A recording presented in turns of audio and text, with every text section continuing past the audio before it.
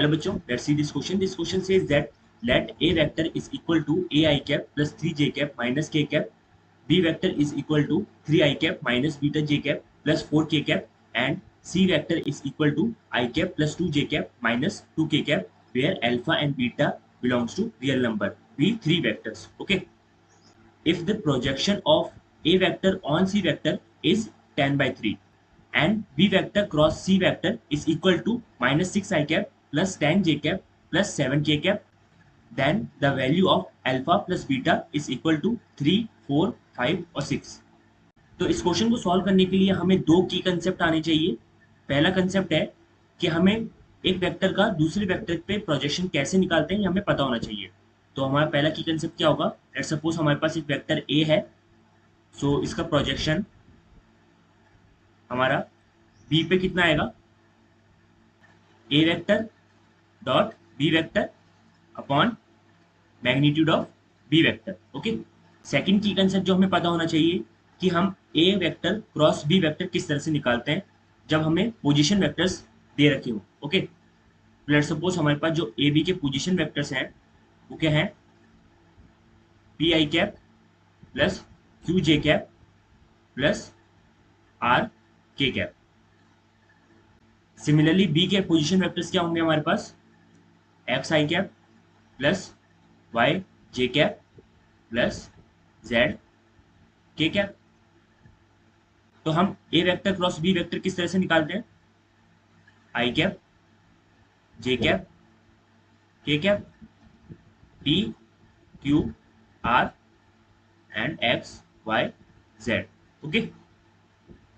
Now अब हम इन दोनों की कंसेप्ट का इस्तेमाल करते हैं और इस क्वेश्चन को सॉल्व करने की कोशिश करते हैं. तो हमें क्या दे रखा है? Projection of A vector on C vector कितना दे रखा है हमारे को?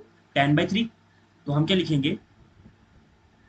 Projection of A vector on C vector हमें कितना दे रखा है?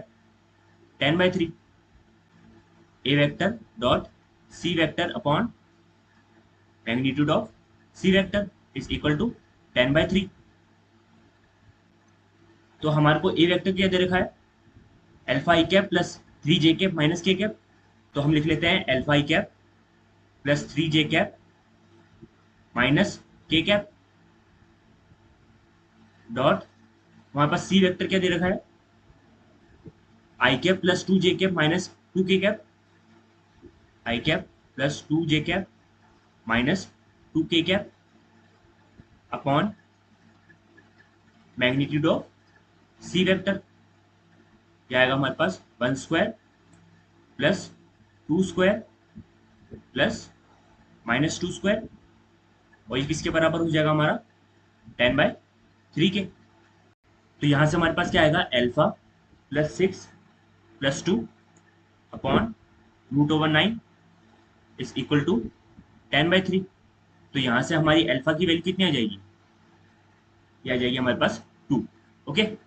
नाउ अब हम सेकंड की कंसेप्ट लगाते हैं और B vector cross C vector निकालते हैं जिससे हमारे पास बीटा की वैल्यू आ जाएगी. तो हम B vector cross C vector निकालते हैं. तो हमारे पास क्या आएगा? आई cap J cap K cap 3 minus beta 4 1 2 and minus 2. और हमें बी वेक्टर क्रॉस सी वेक्टर कितना दे रखा है? -6 आई कैप प्लस 10 जे कैप प्लस 7 के कैप. हम इसे इक्वेट कर देते हैं. -6 आई कैप प्लस जे कैप प्लस के कैप. तो अगर हम इस डिटरमिनेंट को सॉल्व करें और आई कैप की मैग्नीट्यूड को चेक करें तो हमारे पास क्या आएगा? 2 बीटा -8 इज इक्वल टू -6. तो यहाँ से हमारी बीटा की वैल्यू कितनी आ जाएगी? 1. ओके. सो हमें क्वेश्चन में क्या दे रखा है कि हमें अल्फा प्लस बीटा पता करना है. तो हमारे पास अल्फा प्लस बीटा कितना हो जाएगा? हमारे पास अल्फा कितना आया था? 2 और बीटा कितना है? 1. तो 2 + 1 हमारे पास हो जाएगा 3. So the final answer is A option 3. Hope you understood well. Best of luck.